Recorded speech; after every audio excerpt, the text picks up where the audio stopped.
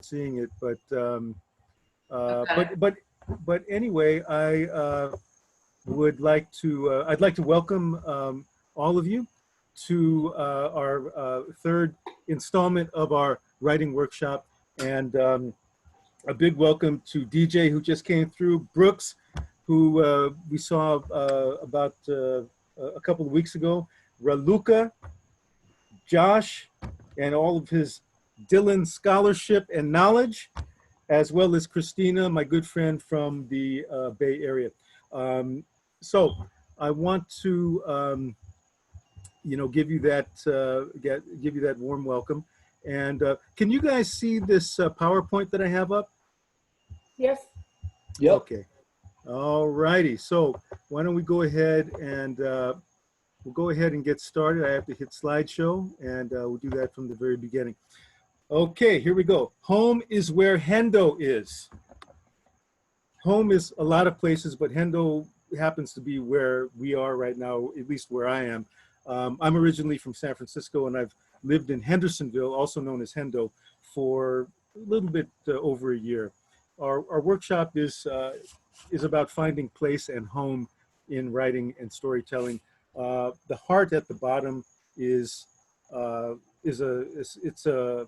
symbol that Hendersonville has been using during the pandemic. Love Hendo, shop Hendo, and I think it's a pretty nice graphic. So therefore, I go ahead and use that. Of course, we'd like to thank the friends of Carl Sandburg at Connemara, Ellen Sugarman, of course, for being so gracious in helping put this workshop together.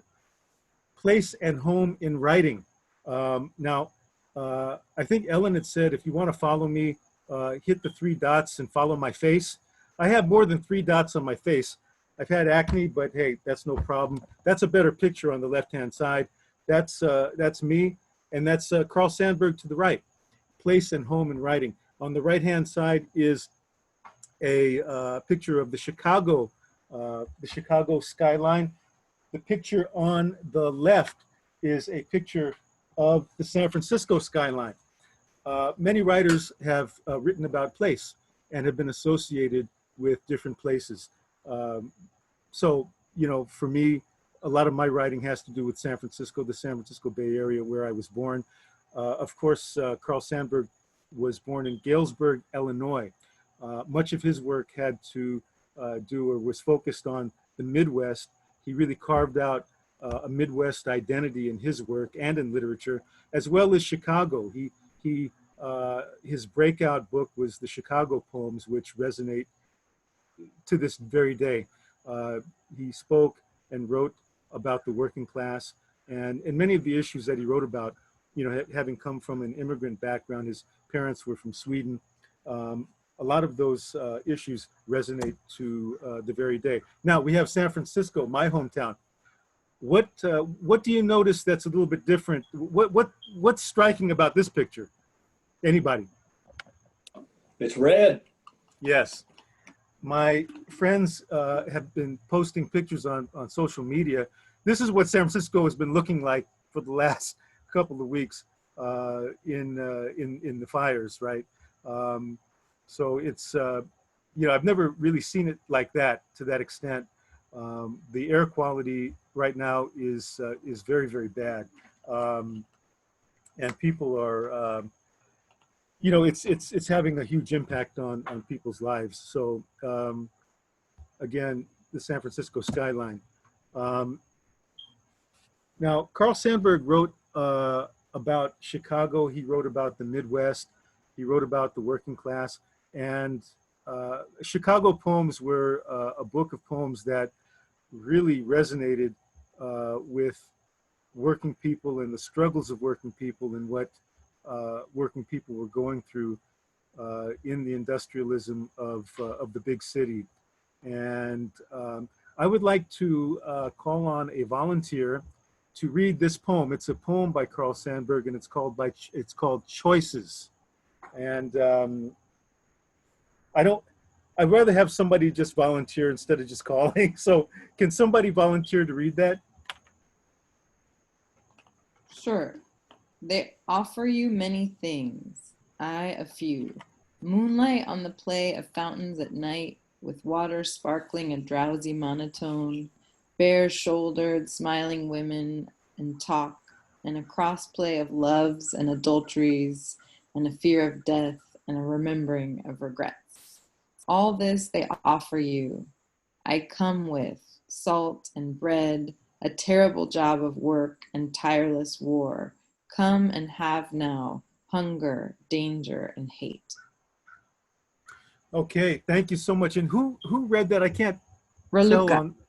Oh, Raluca, thank you so much for reading that. What kind of pops at Raluca? What pops out at you about this poem? I mean, what are some of the things that kind of are striking to you, just kind of immediately?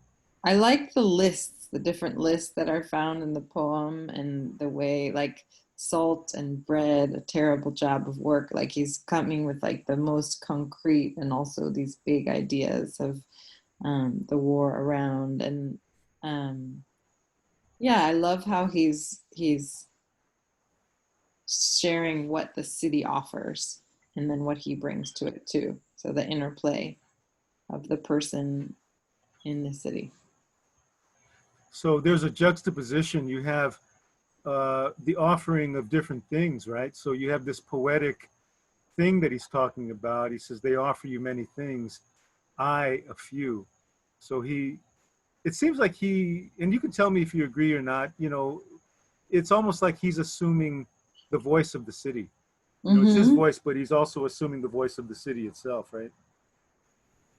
He says, I offer, or they offer you many things, I a few. It's a moonlight on the play of fountains at night, with water sparkling a drowsy monotone. Wow, bare-shouldered, smiling women and talk, and a crossplay of loves and adulteries, and the fear of death and a remembering of regrets. And then they offer you, I think you were saying that you like the repetition, right? You like the kind of the listing, right? The salt and bread, a terrible job of work, and tireless war. Come and have now hunger, danger, and hate. The reason I chose this poem is it kind of, and we can maybe discuss this a little bit. It kind of resonates with what's happening today. You have the hunger, the danger, and the hate that's kind of going on right now in the country, and the economic kind of condition that we're in, and how these issues are kind of the same. Actually, the issues that Carl Sandburg spoke to are kind of the same right now. Tony, I thought the very same thing as she read it. Absolutely. Yeah, Absolutely. yeah. And what was the most striking to you in the poem? Well, for me, the last three words: hunger, danger, and hate. Yes. And here we are dealing with that. Absolutely. Salt and yes, a terrible job of work and tireless war, kind of. Absolutely. It kind of suggests endless war, because if you're tireless, it means that it's kind of a never-ending thing, right? And then a crossplay of loves and adulteries and a fear of death and a remembering of regrets. Those are all those kind of internal things that we think of. And he just has a way of kind of mixing up the surreal kind of with the concrete, and these are choices, right? So I think, is he saying that,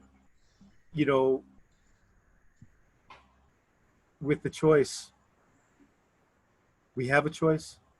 The choices, right? That's there's what a we're difference working. That's what we're Yeah. working on right now. Yeah, exactly. Choices. Exactly. My choice, your choice, and together. Yeah. I mean, it's. Yeah. Yeah. Yeah. So anyway, he wrote this poem as part of the Chicago Book of Poems. And, he was a reporter, Carl Sandburg. He was a reporter. He had a socialist bent. And, when he wasn't reporting, he was writing poems. And he was getting discouraged because, you know, his heart was in poetry, yet his poetry wasn't really going places. And he would write his poems and he would discard them, but his wife kept them, and his wife kept encouraging him, and she was keeping all of his work together. And finally, she helped him compile these Chicago poems, which really put him on the map and made him a major literary figure. So that being said, we go from Chicago, which is in the Midwest, to San Francisco. Now, San Francisco happens to be where I was born, and I worked in housing justice for a number of years, and I had seen how the soul, the spirit, and the body of San Francisco was just being torn, and how I just felt that the city was dying, a very, very slow death, a slow, painful death. So what I'd like to do is see if I could get Josh, if you could read the let's see, if you could read the stanzas or the column on the left, and then I'll read the column on the right, okay? Sure.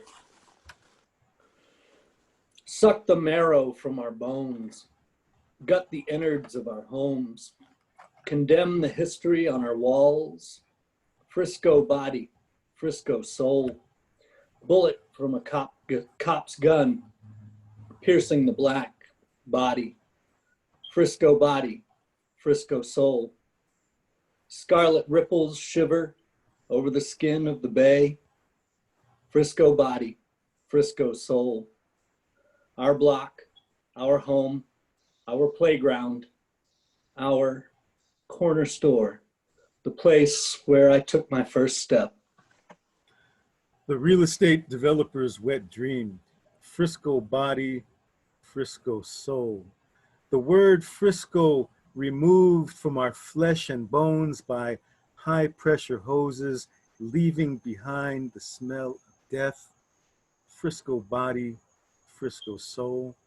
Strip the murals of color, strip the heart of blood, strip skin from bone, Frisco body, Frisco soul. The city sits deep in our skin. The light still shines in the sockets of our eyes. Frisco born and bred, Frisco body, Frisco soul. And Josh, I gotta hand it to you, man. You read that about as good as I would read it, man. And that don't happen too often. You wrote that, you read that just about as good as I did. So what do you think of this? When I was writing it, Frisco body, Frisco soul, I just felt like the body of Frisco was being desecrated and the soul was being desecrated for these reasons. You had the police killings, you had the real estate gentrification that was going on, the evictions, and I wanted to articulate that because so much of that goes unsaid. Is there anything in the poem itself that kind of strikes you or kind of stands out? I was curious about the scarlet ripples shiver over the skin of the bay. Yeah. I mean, I guess it's all up to interpretation, right? But did you write that? You wrote this before fires, right? That wasn't in reference to anything going on now? Before fires? No, this was written back in, I think it's 2015 I wrote this. Okay. I really like that, those stanzas there. But I like how it plays on the blood from the leading up to, but also I wonder if there's a larger, more ethereal meaning to the scarlet ripples that shiver over the bay. Well, the thing is, when you think of San Francisco, people think of San Francisco Bay, and it's a postcard image, right? So you see Bay Bridge or the Golden Gate Bridge, and it's very, very beautiful, right? But nobody sees the cops. Nobody sees the killings. Nobody sees that other side that's not included in the postcard. So when I wanted to use that image of the scarlet ripples shivering over the skin of the bay, what I meant by the skin of the bay was our skin, the skin of the people, you know, and not so much the postcard skin that we get from Walgreens or something that shows San Francisco in a certain light. So I that's what I was going for. But then I thought about it. I thought, you know, you were thinking about the three fires. I was thinking that people of a certain age group might read that. They might even think of Bobby Darin's what's that song? Mac the Knife. Scarlet ripples, a scarlet, you know, so that, you know, if you had a Mac the Knife kind, perhaps a Mac the Knife kind of feel to it, right? But again, the two poems are just indicative or just reflective of two places, right? You have Chicago in one part of the century, right, or in a time period, and then you have San Francisco. So we're both writing about a place that's close to our heart, a place that we have, you know, we've lived in. And that poem came from a book called Cool Don't Live Here No More, a letter to San Francisco. And if you look at the artwork, my brother actually painted that, or he actually sketched that, the corner of 16th and Mission, which is a Latino neighborhood in San Francisco, also known as La Misión, that, you know, has really seen a lot of severe gentrification. Hey, Christina, are you still there? Yes, yes. Yeah, so we used to work in that neighborhood in 16th and Mission. We worked like 2 blocks down the street. So we, you know, we were fighting, you know, all of that displacement. So when we talk about place and home, in the hotels. oh, go ahead. No, in the hotels, it was intense, you know? In the hotels, they're known as SROs, which are, it's short for single room occupancy hotels. And some of the, that had some of the lowest rents. And, you know, also known as poor people housing. And a lot of people are getting evicted from those places because those are being converted into high-tech dorms, right, for people that are making a lot more money. So we talk about movement and place and home. There's, you know, different reasons why people move. This is a picture from San Francisco City Hall during one of the many anti-eviction rallies, and this was inside City Hall, Stop the Evictions. So people get evicted, they get displaced. There's also political turmoil. We have the situation with people that are just fleeing for political reasons, you know, refugees that, you know, that really take some serious risks to flee. There's also natural disasters. This is a picture taken during Hurricane Katrina. I understand there's another hurricane or some major storms that are heading towards New Orleans. So yeah, you know, nature and climate change and all these things. But at the same time, you know, as writers, as people, when we change our location and we move, sometimes it gives us enough distance to be able to write about the places that we called home, the places that have been close to us, the places that have given birth to us. James Baldwin on the left went to France during, I think it was the late 1950s. He had suffered so much in the US that he just had to get away. And he went to France and he was able to write. He brought a suitcase, and he brought a suitcase along with a small record player with a Bessie Smith album. And he said that in listening to Bessie Smith, he was able to reclaim his voice of what was missing. And he was able to write Go Tell It on the Mountain. The handsome guy with the cigarette hanging out of his mouth in the middle, the great Henry Miller. Tropic of Capricorn. He wrote, some years after his time in New York in his youth. So he was able to write about that, given some distance. Of course, Carl Sandburg in Chicago. And then on the bottom, a writer you may not have heard of by the name of Carlos Bulusan. It's spelled Bulosan.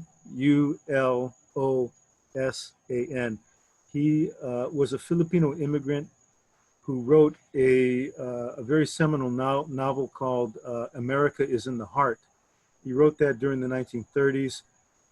He was writing during the time that Steinbeck was writing. And that novel actually tells a story of Filipino immigrants during the 1920s working in the fields in the Salinas Valley and throughout California and in Washington State and Alaska. And being a Filipino American myself, he is our literary father. My lineage is directly connected with Carlos Bulusan. So all of our literature here is in, all of our Filipino American literature here is in one way or another connected with Carlos Bulusan. So again, America is in the Heart is a novel very much worth reading. And also this is just a handful of books that touch on place that I happen to like. Luis J. Rodriguez he was a former candidate for governor of California about 8 years ago. He wrote a book of short stories called The Republic of East LA, which I think is just a badass title. I love that title. He's a former gangbanger, but he became a writer. He wrote an autobiography called Always Running, and just a wonderful, wonderful writer. Yokohama, California by Toshio Mori, and Winesburg, Ohio by Sherwood Anderson. Both of those books are connected. Winesburg, Ohio, I think was written sometime in the early 20s.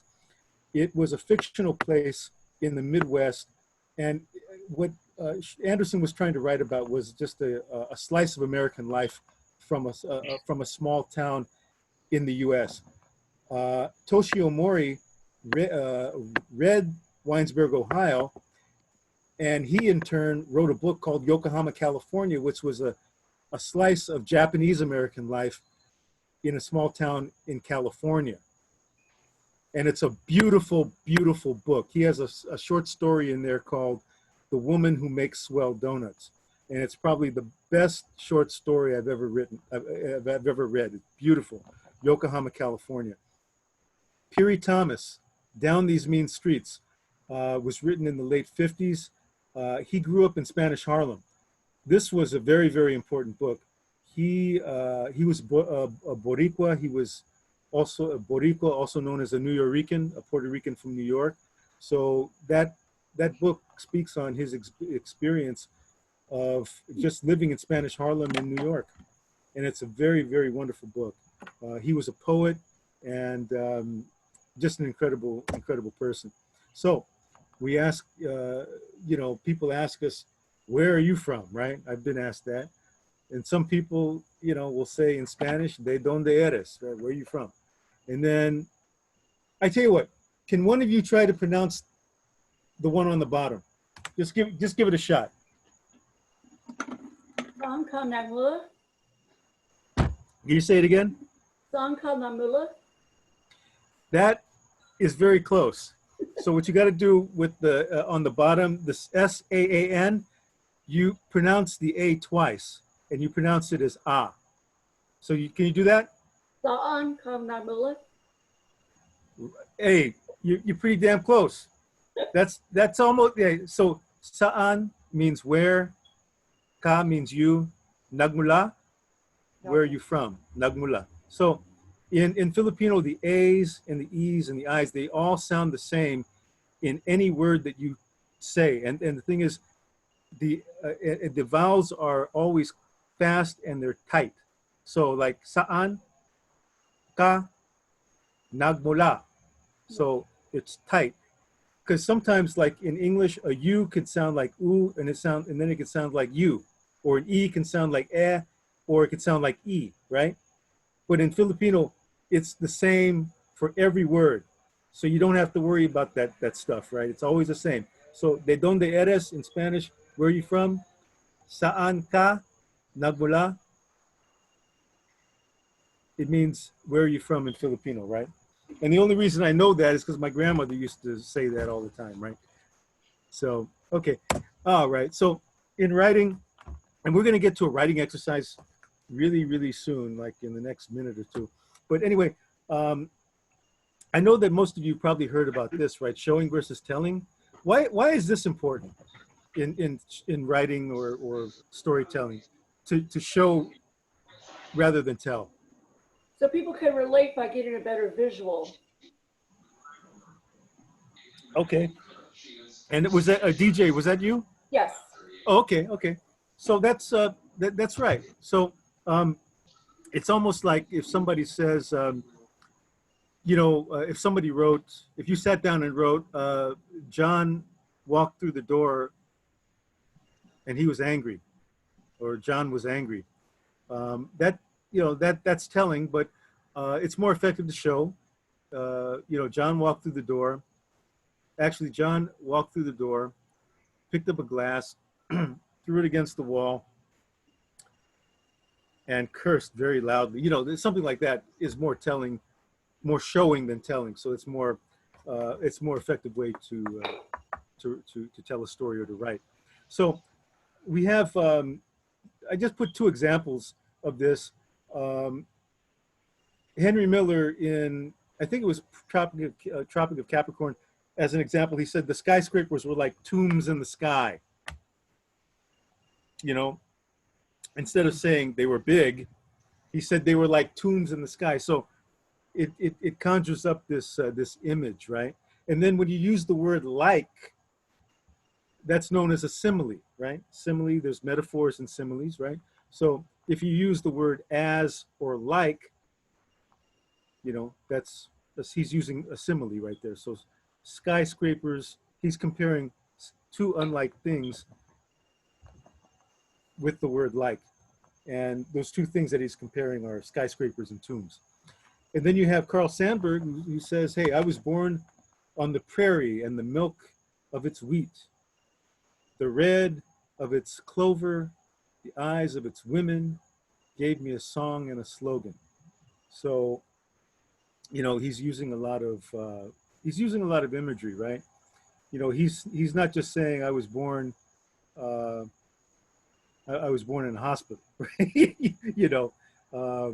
Says I was born, and the way he would say it is he had this thing, Sandburg, he says, I was born on the prairie and the milk of its wheat, the red of its clover, the eyes of its women gave me a song and slogan. So he, the way he would articulate it, he would bring life to those words, right? So carrying on, I'd like to start us off with doing an exercise. And, we could take 10, maybe a little bit more time to write about place and home. Now, I think, Josh, you said that you live in Flat Rock, right? Yeah, I'm right on the border of Flat Rock and Hendersonville.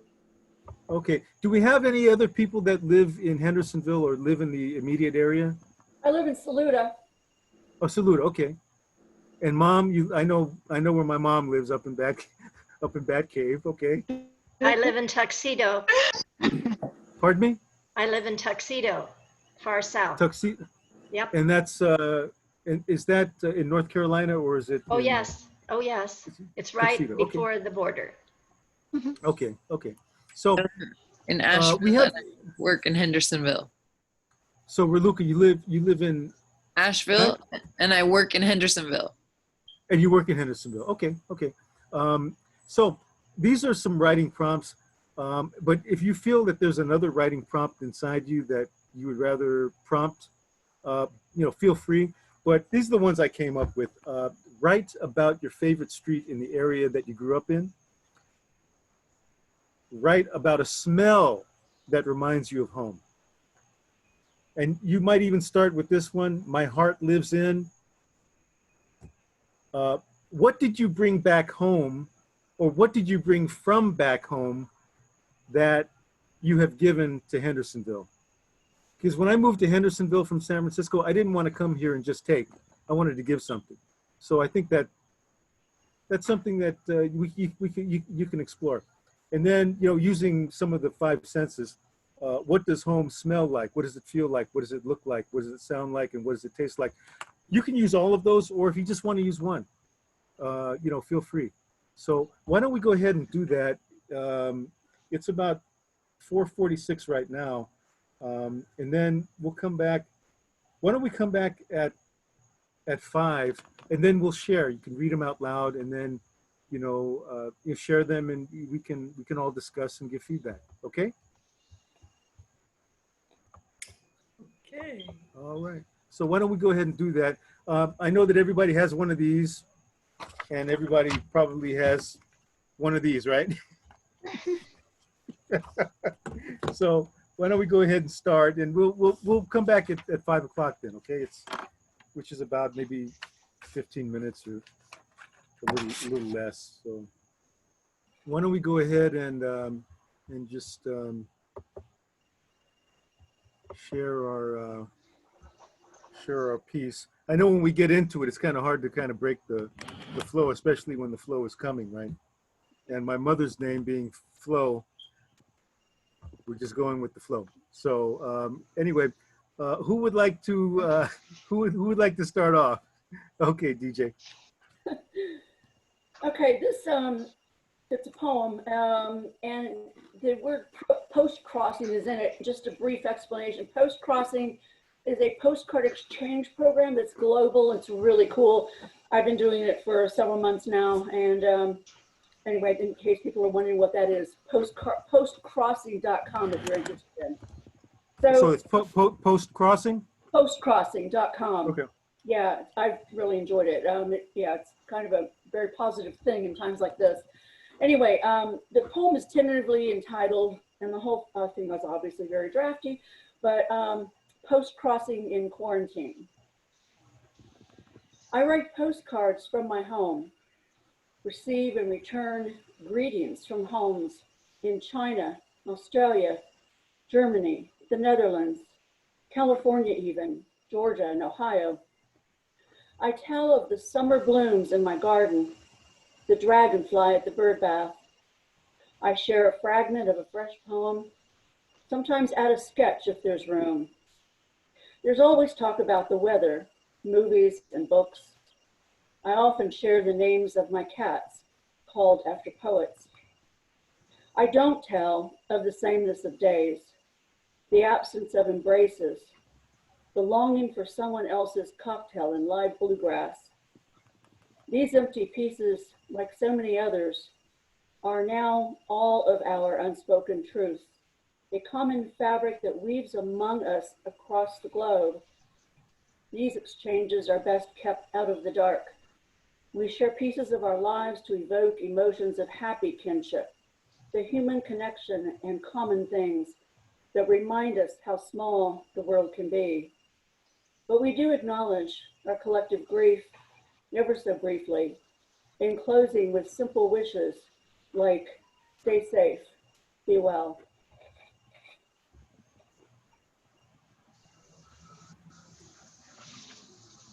God, that was a really nice poem. So this is post-crossing in quarantine. Yeah, for the And moment. oh, okay. So, and that's a program that you've been a part of? Post-crossing, yeah, I've been doing it for several months now, and I not long ago, I achieved the 50th cent postcard, and yeah, and I get postcards from all over, and there are profiles on the site where you can go and try to target your postcard to the particular person that you're sending it to. It's really cool. It's like making friends of strangers, and it's momentary, but it's joyous. Yeah, yeah. No, that's a really nice poem. So why don't we open it up to, you know, for feedback? Does anybody, what do you think about the poem? What kind of strikes strikes you about it?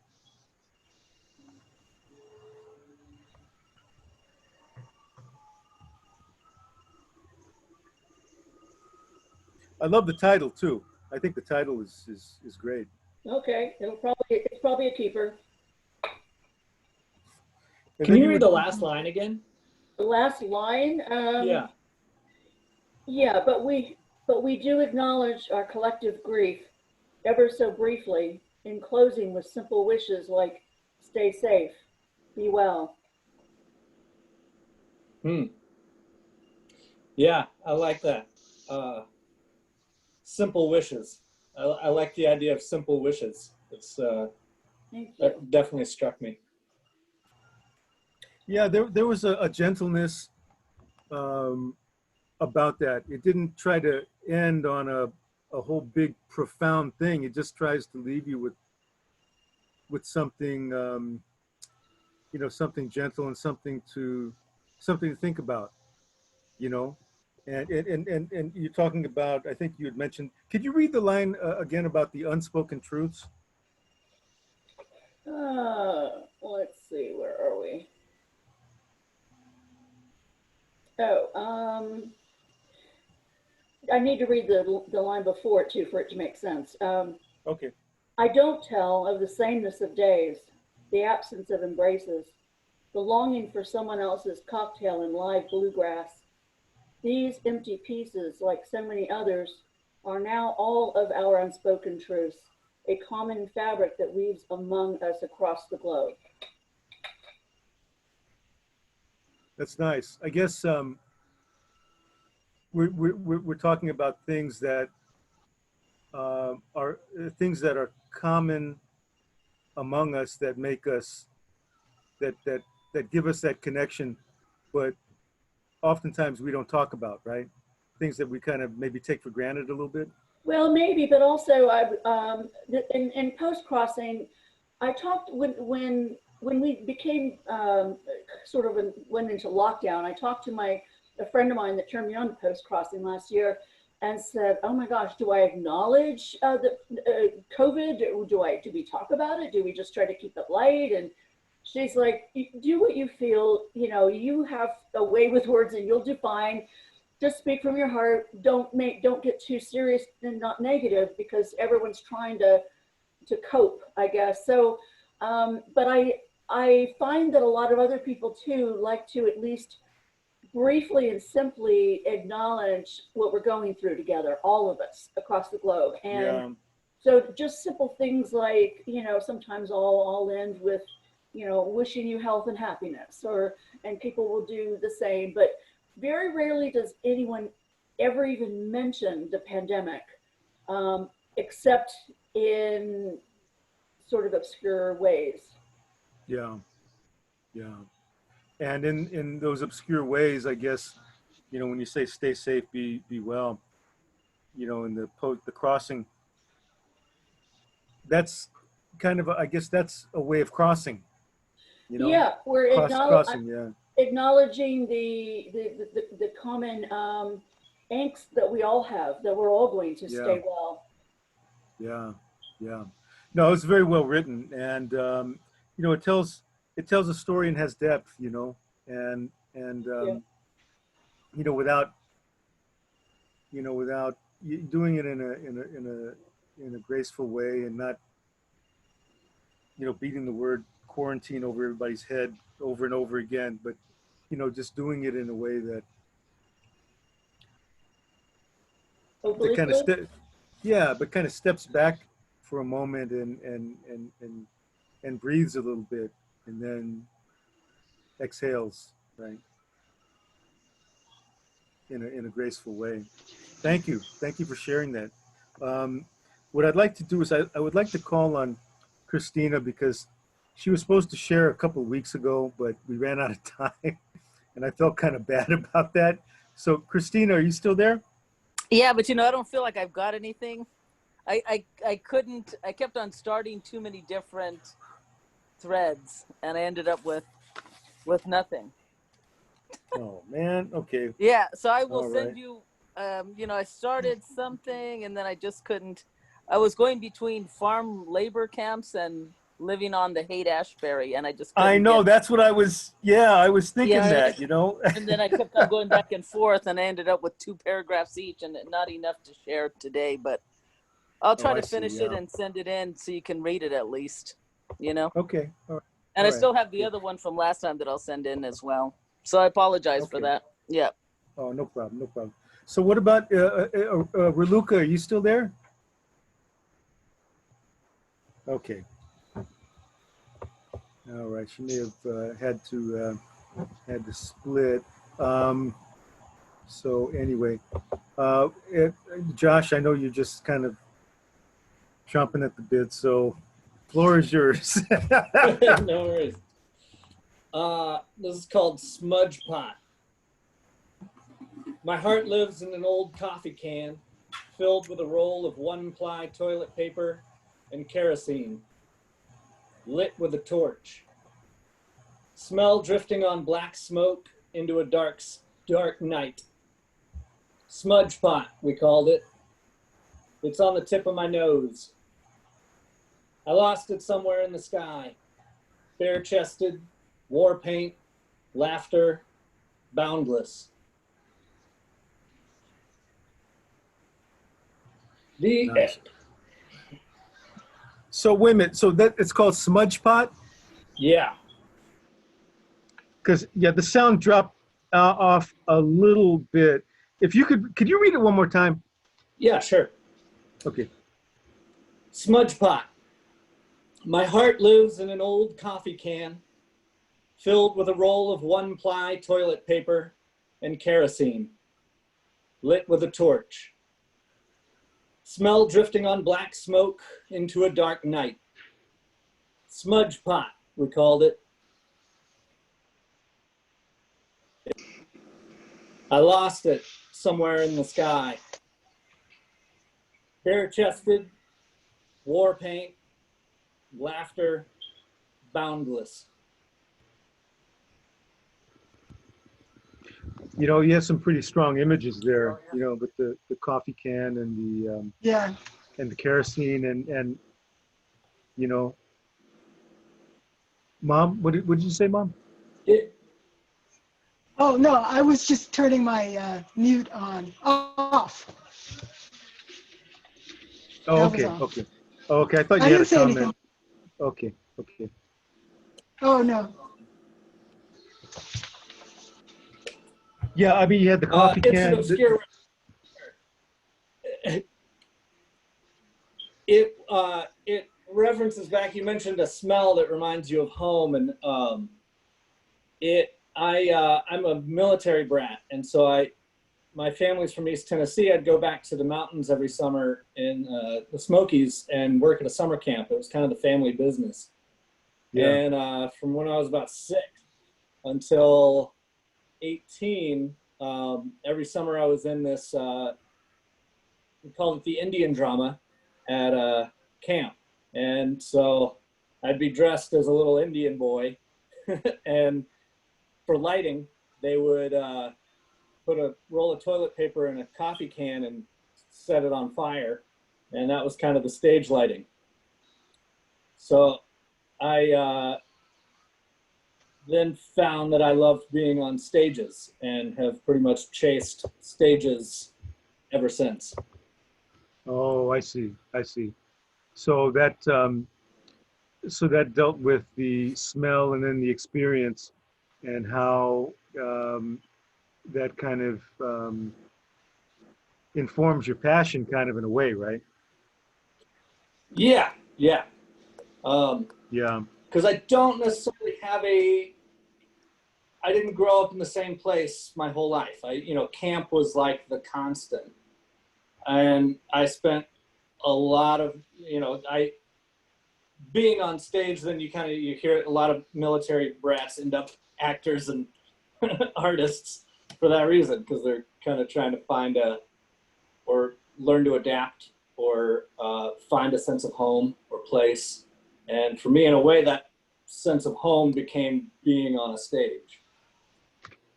Which is really something, because you're acting, and then you have to assume different roles, and then, the role that you're assuming has a relationship with your environment, right? And then the relationship Yeah. with the other performer, and that you have to really to be able to embrace, but then to adapt. And there's a lot of stuff going on in there. Yeah, I mean, there's some depth. And you've been acting for how long now? Since I was 6. 6 years old. Wow. Yeah, that was the first time I was put in the drama at camp, and just pretty much took to it immediately, and have been doing it in one way or another ever since. Could you read the last 5 lines of that? The five or 6 lines? So like from Smudge Pot, we called it.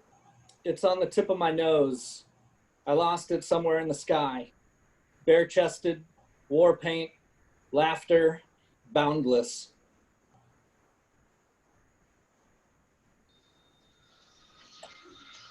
So kind of like it's kind of, I guess, addressing memory too, right? Yeah. In a way. Yeah. Yeah. There's a lot rolled up in there. a lot of stuff, and then and then bearing yourself. Bearing Right. yourself to, in that moment, bearing yourself to the moment, which I guess connects with drama, and we Yeah, that last part, it really was kind of just, it was that memory, but in a way it's like when I read it back to myself, I was literally bare-chested with really terribly drawn on war paint, in a culturally misappropriation. right. But in that, I found this laughter and this joy that then was boundless, I found. Yeah, I felt that, that boundless, the boundless aspect. I really did feel that in the poem as you were reading it. I kind of felt that, and it was, a joy and that was expansive as well. Yeah. I mean, you had that moment, but it still resonates. Oh, it's almost like an epiphany. Josh, could you read that last line? The last line Could is, you read that last line again? yeah. Bare-chested, war paint, laughter, boundless. I like that. That kind of sets, yes. Thank you. I like the boundless kind of is just at the end, kind of. I wrote it and then realized there was nothing I could write after it. Which means that's what you needed to write then. If there was nothing, that was it. Okay. I mean, I think there's a difference between between stopping and ending. Yeah. And yours ended when Yeah. it was supposed to end. So that exactly. Just like DJ's piece, how it ended. So in such a gentle way, right? With the grace, right? Which we want to leave folks with something, right?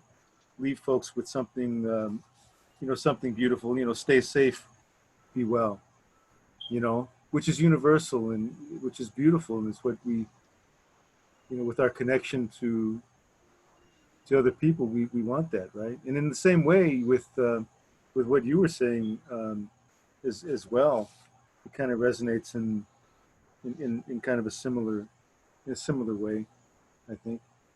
Thank you. I appreciate you sharing that. Mom. Yeah. Mom, I know you're still writing, but Can you hear me? Yeah, I can hear you. The Kearney Street steps. Most people were raised on a street or a road. I grew up on a mound of concrete. As a fourth generation San Franciscan, I was expert at navigating steep hills, but this one had concrete steps along with it and was known to the locals as the Kearney Street steps. I lived, which I traveled daily, multiple times. I lived in a Victorian flat, perched midway up. Yet, once we arrived there, there were more steps leading up to the front door. And once you got there, there was yet another set of maroon carpeted steps that led to my family's upper flat. My life was all about steps. I skipped them multiple times a day, 2 and 3 at a time. The Kearney Steps were also a local landmark, made famous by movies that were shot there. Film crews would position themselves at various points as the director barked out directions to actors while I navigated around them as I returned home from school. On the weekends, as I lay in bed, the bottom of the steps hosted a spotlight with colored bulbs that sprayed a beam of light over the entire street, and also my bedroom wall, which became a calliope that rocked me to sleep every night. That's it. Mom, that's a really good piece. I really like that. The Kearney Street steps. Did you know? Oh, go ahead. Oh, go ahead, Mom. I'm sorry. Did you know? You might not be aware. You might not have been aware that every weekend, because it was a local hotspot, more or less, and on the weekends, there would be a searchlight. I said spotlight. I meant searchlight. A searchlight that would be positioned on the bottom of those stairs, and it must have had colors on it because it just permeated my bedroom wall, and I could see it. Looked kind of like it was Disney-esque. It was like looking at the castle, the Disney castle. It was kind of like that. Well, yeah. Slower, Tony. I don't know if it's a California thing, because I grew up in California too, but I remember a lot of searchlights. There were always searchlights in Fresno and around Fresno to get businesses' attention. But that's an interesting memory. Thank you for that. Yes. I also wanted to mention, it was only on the weekends. Yeah. Well, I loved, my favorite line in what you read was, "My life was all about steps." It's such a metaphor for life. Mm-hmm. I love that. Mm-hmm. Climbing up and down. Yeah. Up and down. To all the places in life. Yeah. Hey, Tony, I'll read up mine and down, afterwards. up to go, down to go to What was that? I'm sorry. I love what your mom wrote. I have a 2-minute thing that I'll just go ahead and read instead of being so shy all the time. Oh, sure. But let me just give a little feedback Let's to finish Mom your real mom's quick. first. Yeah. Mom, you said you were talking about the steep hills, the steps. You skipped them. You walked up the steps 2, sometimes 3 at a time. The local landmarks. Right. You said that. What was that? You said the stairs were how you navigated in your life. What was that line? Something about the stairs were your life, or what? Oh no, I navigated. I used navigated twice, I think. Let's see. And steps. The Something second about time steps. Was Was it the line that I mentioned I liked? My life was all about steps. Oh, The steps. I think so. yeah. It was. I love It that. was, as a fourth generation San Franciscan, I was expert at navigating steep hills, but this one had concrete steps and was known to the locals as the Kearney Street steps. And then So later on, I said, film crews would position themselves at various points as the director barked out directions to actors while I navigated around them on my way home. yeah, yeah. There's a lot of That was a hot spot for. yeah. I mean, you had That was a the famous. I can't think of some of the movies, but there were a lot of movies made yeah, on that. yeah. And I Well, would come home, and they'd have it parked down at the bottom. And I just so I didn't even think anything about it, it's yeah. movie stars, anything. I just worked my way around and went home. So It you had wasn't until later that I searchlights. realized, oh, those were Hollywood people. Yeah. So you had searchlights, Mhm. and you had the steps, and that's really powerful because you have that visual of the steps, and your life was going on around the Right, step, going up the steps, and it was.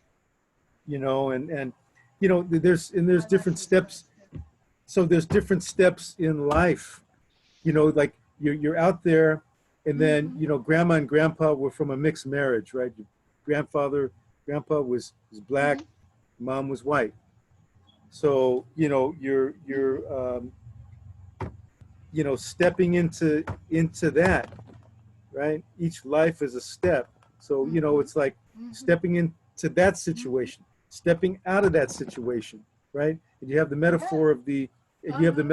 the searchlights and the movie directors out there doing. So it's like, is the life sometimes like a movie? And I mean, going up the stairs, yeah. going Well, you down know the what? stairs. Yeah,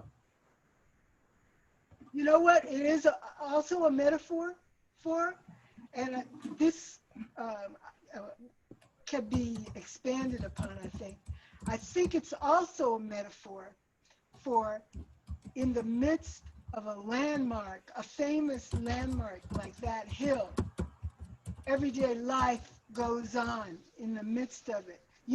These people were coming to see the steps, or they were coming because it was just a landmark, or because a movie was produced there.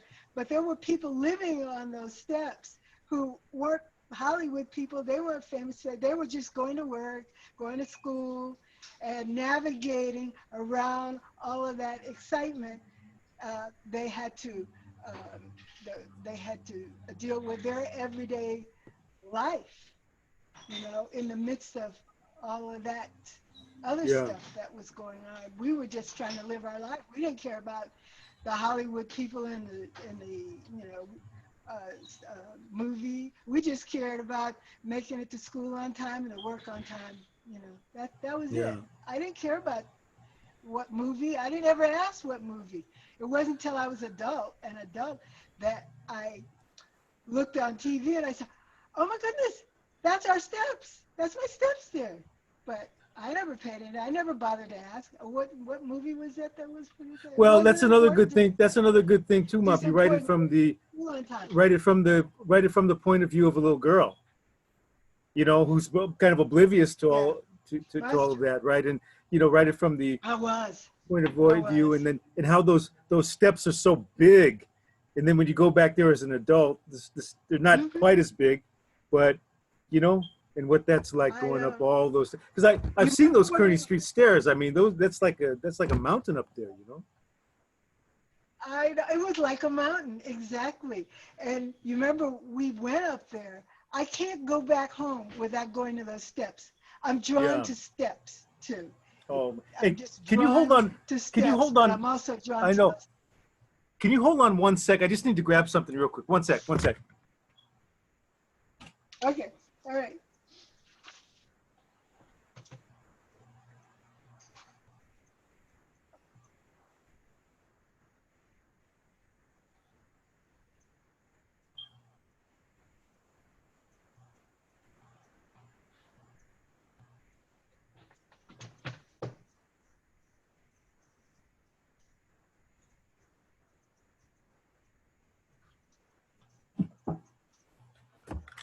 Okay, so Mom, thank you for that. It's about 5:31, so we still have time. Okay. I think Christina, I think you wanted to share a little something. Well, I felt rude not sharing anything, and this is like so a goofy memory, and I should know better than to go after your mom. Okay, this is like Oh, one of those okay. 2 minute, it's like a 2 minute memory from Haight Ashbury from the '80s. Okay, it's goofy. Haight Okay, Ashbury from the '80s. Okay. yeah, but I felt weird not sharing the way everyone else was so forthcoming. Okay, so it's the smell of shit and coffee in the kitchen, the price of cheap lodging in the Haight Ashbury. Sipping my coffee in the living room on Belvedere, I watch Terry sleeping underneath the ATM at Wells Fargo. Will she wake up this time? I wonder. Margie screams in Oh pain, boy. rising from sleep. One too many Goldschlagers, another late night at Murrio's. I just sit and sip my coffee. The smell of shit and coffee permeates. The price of cheap lodging in the Haight Ashbury. There you go. Oh, but it's You so know what, true, though. So Christina? true. That was pretty on point. That was on point. Yeah, That it's wasn't like, it. No, that all wasn't of a silly at sudden, all. you know what? Because we used to joke about it because Margie had a dog that lived in the kitchen that she never cleaned up after, right? So everyone in the house would wake up to shit and coffee in Yeah, the kitchen. So anyway, so there you go. yeah, yeah, yeah. No, that's descriptive to me. I can see it all. Yeah, Absolutely. unfortunately it's a true description. Okay, but that was Yeah, a little yeah, I portion believe of the it. '80s. So that was the Yeah, eight. That I was, believe it. what year was that specifically? I mean, I just think around '89, actually. You know, 1989. yeah, '89, yeah. Uh-huh. Yep. I slept in a closet. It's like a very large, like a walk-in closet. We all Yeah. shared this house, and there's this woman, Terry, who was always looking for a fix. So, she was always sleeping at the ATM. And eventually one day she didn't wake up. And a decade later, Margie ended up passing from breast cancer and stuff like that. But during that period, it was kind of a wild time where we'd spend too Yeah. many hours at Murrio's, and Mhm. what the Haight was like in the '80s. There was always live music. It was still Yeah. a lot of art and poetry, and you could always find something to do in the Haight, and it was cheap Yeah. enough. I know. Yeah. I knew I had a friend that lived in a walk-in closet. He was paying, I think, 1500 a month for a Yeah, walk-in closet. I paid 400 in the '80s. You know what I'm saying? Crazy. Yeah. Yeah. Yep. So, Christina, I appreciate it. Thank you. Irene, how are you? I'm good. I've been having some internet connection issues. Oh, it's okay. I know that happens sometimes. We were just sharing some of the writing. Do you have anything you'd like to share with us? Yeah, I have a little piece that I could share. Okay. Sidewalks lined with towering trees, sentinels, standing at attention, saluting the marching bands, keeping watch over the world below. Buses and bicycles, jump ropes and jacks, daddies and dimples, wagons and worms. The tree saw it all, never speaking a word, standing at attention, keeping watch over the tiny world below. Oh, Wow. I like that. Wow, that's a nice poem. Could you read that one more time? I want to hear it again. That's a really nice poem. Okay. Very nice. Sidewalks lined with towering trees, sentinels, standing at attention, saluting the marching bands, keeping watch over the world below. Buses and bicycles, jump ropes and jacks, daddies and dimples, wagons and worms. The tree saw it all, never speaking a word, standing at attention, keeping watch over the tiny world below. Wow. That's nice. That was a really nice poem. Very nice. What was the inspiration behind that? I mean, why? I mean, was there a You particular said place? to number one of the prompts was write about your favorite street in the area where you grew up. And that was the Yeah. street I grew up on in New Jersey. We had sidewalks, and whenever the high school was was down at the end of the street, across the street. And so the high school marching band would come down that street, and we had huge trees lining each sidewalk, you know, like you see, you know, the great big elm trees. I don't know if they were elms or not. It was too long ago for me to know how to identify trees, but they were huge trees, and they just stood there all the time, and us kids would play and watch the band go by, and that was What it. was the name of the street? Cambridge Avenue in Cambridge Avenue. And what? Where in New Jersey? Englewood. Inglewood, New Jersey. Yeah. Yeah, you know it. You have the images of the trees, the sentinels, right?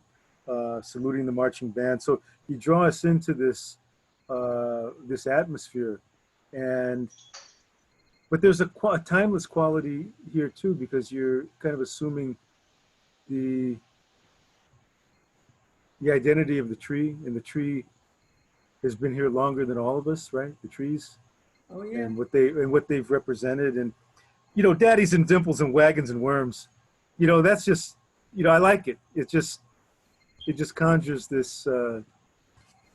It conjures this feeling, right, and this image, you know, of this idyllic kind of atmosphere. But we know that there's something behind that too. It's not all fun and games, right? There's a seriousness as well, right? That kind of, you know, the undercurrent of the piece. That's what I take from it, at least, you know.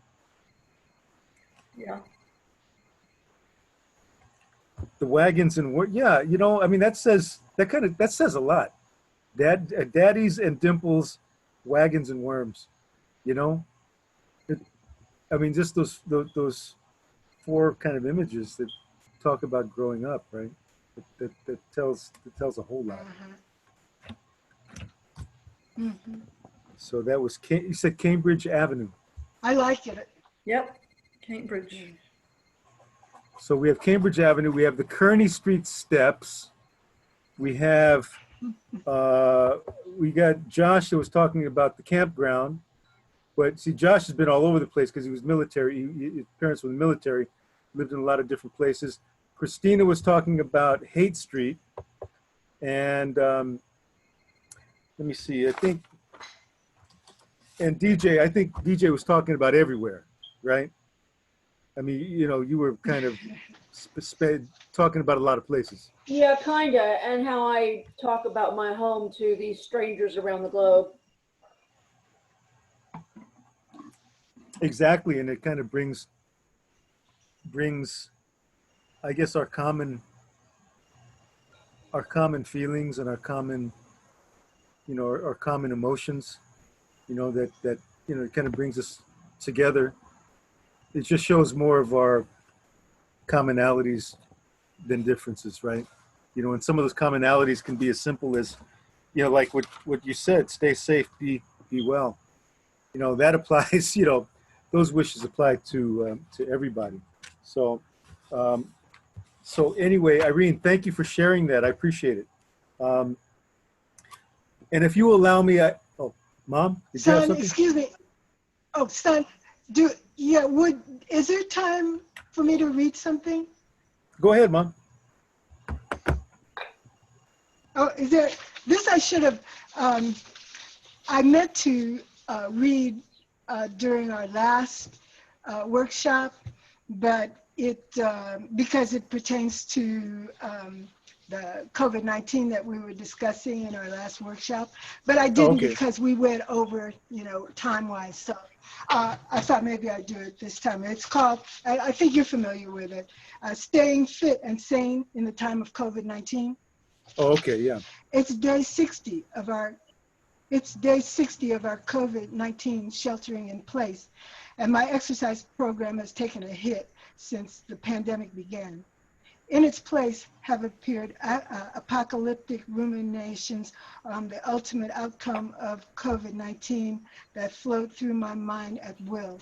Yes, I've walked my dog Holly up the mountain almost every day, but it wasn't providing the cardio workout I needed. I also needed a mental distraction. It was then that I remembered receiving an email from the YMCA informing me that the Y is offering virtual classes during the pandemic and that my membership entitles me to access them. With this in mind, I logged onto the Y's website to find a cardio workout video. After logging onto the site, I clicked onto categories. My thoughts raise as I seek out the one thing that has always kept me sane during difficult times. Exercise has a way of easing my anxiety during times of stress, and Lord knows I've been living one dance aerobics class away from a panic attack ever since our COVID quarantine began. I scroll down until I find dance fitness. Great. There's a hip hop video, just what I need to get my heart pumping.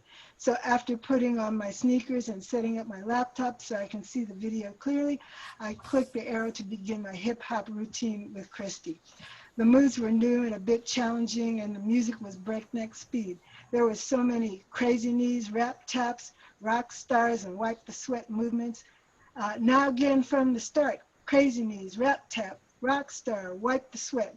Go, Christy barks out. I managed to get through the 30-minute video okay, albeit a bit confused and out of breath. I'll do better after a couple of times, I thought. I'm pretty fit. Tomorrow will be better. Fast forward to the next morning. Ugh, I'm so stiff. Now I know what crawled out of bed really means. It must have been the hip hop video, and husband Pete says, I told you so. I definitely wasn't feeling much like a rock star, that's for sure. It's better not to repeat that one again. I'll look for something a bit easier. Pete followed up with, you're taking on too much too soon. I disregard his warning again and again logged onto the Y's website in search of a less challenging option. A yoga video caught my eye. That's it. It's exactly what I need to soothe my stiff, aching muscles. So I click onto the video. A female instructor was sitting in the hero's position. It's a Black woman. Cool. He explains we would be doing deep stretching and that the breathing is the key to the exercise because breathing is what makes it yoga. She was speaking in slow, hushed tones with repetitive chant simulating music in the background. She shifts into the crisscross applesauce position and demonstrates the position of breathing with one hand on her heart and the other one on her belly, performing the process while explaining that breathing will exercise the insides, using a hot air balloon as a metaphor. So far, so good, but I need a bit more action. After 10 minutes, I had done one stretch on each side, and my glazed eyes had developed a frozen stare into the screen. 5 minutes later, I'm in the same applesauce position, receiving yet more instructions on how to breathe. Clearly, yoga will have me breathing deeply, but quite possibly into a brown paper bag. Perhaps it's designed to ease anxiety, but I'm getting more anxious with this lack of movement. Besides, how can I take a routine with crisscross applesauce as its primary position seriously? 15 minutes into the video, I check the time. It's a 30-minute video, and I'm only halfway through. That's it. It seems like something I would benefit from around bedtime, and I proceed to close the screen. So back at the main menu, I go to where I see 3 videos: Latin dance, warm-up, 1, 2, and 3. I'm feeling pretty feisty and go straight for Latin dance 2. Music is good. The instructor, Ara, is cheering us on in both English and Spanish. Move those hips. I'm moving, I respond.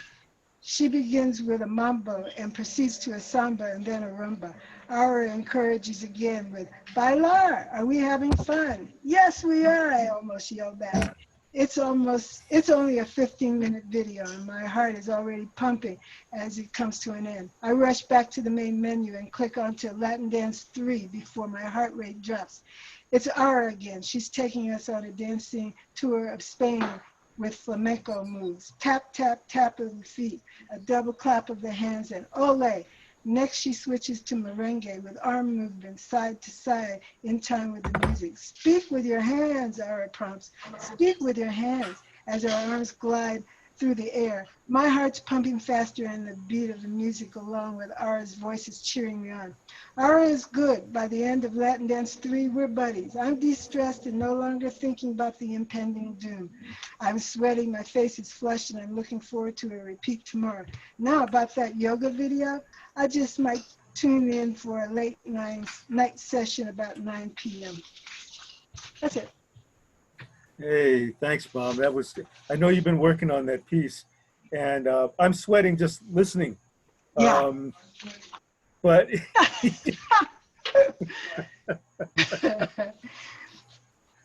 but yeah, you know, with the pandemic, and I think, you know, that's something that people need to hear. I mean, you know, and people have been in quarantine, they're not exercising, and, you know, to know that, you know, there are folks that have been feeling that, you know, that you've been feeling that anxiety. Yeah, and, sure. and exercise helps. You know, I take long walks. You know, I walk an hour a day, and it's does. Really, but the piece really moves, Mom. You know, I mean, it probably get, you know, if more people read it, it'd probably get them to start, you know, to at least start an exercise program and get, you know, get active. Thanks for sharing that, because we went from. You're welcome, okay, so you took us from the stairs to even steeper stairs with that piece, you know. Yeah. So the heart rate is the heart rate is up, you know. So anyway, we're coming to the close, but I wanted to read a little something from a book. DJ had answered or had mentioned that, DJ, you mentioned that you had lived in Fresno, right? Yes. Most of my childhood. Oh, there was this wonderful book by one of my favorite authors named Lawson Fusao Inada, Japanese-American writer. He, as a child, he was, he and his family were sent to the internment camps during World War II when he was just a child. But he grew up in Fresno. So I'd like to end this with a poem. I'm not going to read the whole thing, just a little bit of it. It's called To Get to Fresno. Again, by one of my favorite authors. He's a badass writer, this guy. He's 80 years old now, but Lawson Fusao Inada, and it's from a book called Legends from Camp. And this is called To Get to Fresno. Okay, I'll just read a part of it, and I'll start in the middle. To get to Fresno, you have to be dancing in Zimbabwe and ask some people through the music and the heat. They won't lose the beat. And from there, you can dance back to Fresno. To get to Fresno, you have to go around and around the traffic circle in Berlin, Germany, around and around some historical statue. And after you get tired of that, you have to tell some policeman that that's Fresno you're after, not Paris, not London, and certainly not Rome. But over there, you know, beyond all that, beyond the ocean, both continents, and over to F Street, you know, to the old fish store. To get to Fresno, you have to get into somehow the golden arches of Moscow, where they'll tell you to make a right at the Ukraine Kmart and keep on a-going. To get to Fresno, you have to walk along the Ganges at dusk and then just wade up in to your waist, soaking your robe as you recite Fresno, Fresno, Fresno over and over. And from there, really any direction will get you to Fresno. To get to Fresno, you have to look at your watch at the edge of the Bering Sea, overlooking the ice flow. Your watch is set to Fresno time, so you wave goodbye to whales, polar bears, and seals, and set out south through the tundra. To get to Fresno, you have to know where you're getting. You have to know what you're getting. to get to Fresno, you have to live in Fresno. You have to be in Fresno for a long time. You have to drive all around Fresno over and over. You have to walk all around Fresno through all the seasons. You have to talk about Fresno, think about Fresno, ask about Fresno, know about Fresno. And just about the time you think you're familiar with Fresno, think that you finally know Fresno, really know Fresno, the real Fresno, someone will ask you, or you will ask yourself, where is Fresno?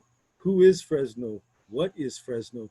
And despite all your knowledge, all of your maps and all of your facts, all the certificates and documents and photographs you have as proof, Fresno as you think you know it, Fresno as you know it, this thing, this place called Fresno will disappear before your very eyes, gone forever as if it never existed. And when you blink your eyes again, you will be standing in line or driving through traffic, startled back to your senses, to life as you know it. Accept it and say to yourself, welcome back, Fresno. Welcome back home. I love that. Tony, I remember you messaged me a link to you reading that on a video at some point. Yeah, I love it so much. I remind you, I'm gonna have to share it with my brother. I mean, he's badass. Again, Lawson Fusao Inada. Oh, I wrote it down. Yeah, I'm gonna do a couple copies. Legends from Camp. He, through his poetry and his essays, he was able to take that experience of the internment camp that the Japanese community endured and experienced, and was able to express what many people could not say. Many people that just held that in the pain of that and the trauma of that for so long, that he was able to articulate what many, many people were feeling. But that's a great book. And he was in the internment camp. A lot of his writing, as you can tell, as I was reading it, was influenced by jazz. He has a whole section in here with poems about Louis Armstrong, Miles Davis, Dizzy Gillespie. So the way he writes was very much informed by jazz. His parents owned a fish market in Fresno. So, he's a homeboy. He grew up in Fresno, right? So anyway, it's about 6 minutes before 5. So just to wrap up, was there anything about this workshop that you liked? Was there anything I could have done better? And on request, if you'd like me to do my Bob Dylan imitation one more time, I can do that again upon request. Yeah. Hey, Tony. Tony, it's Christina. I wanted to mention, Gary Soto and Philip Levine, right? Oh, hell so yeah, when you were reading that, I couldn't help but think of Philip Levine taught there for so many years, but he started out in Detroit.